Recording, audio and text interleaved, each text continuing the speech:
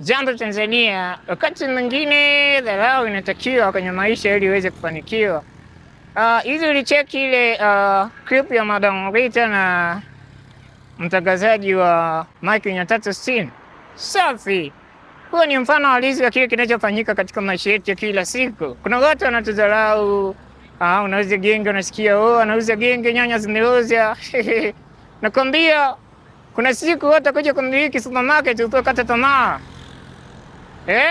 Unasikia anasoma kitu gani? Anasoma GPS eleweki, anafeli.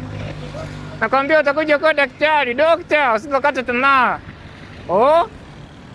Sijui analima nini, analima mchicha, na wenyewe anaharibika. Nakwambia wewe utakuja kumiliki mashamba makubwa.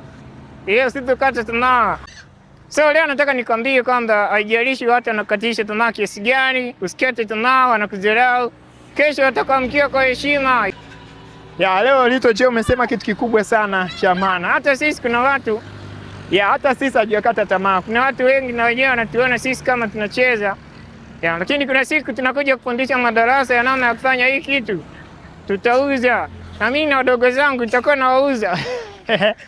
Okay, sisi ni Shusha Stress.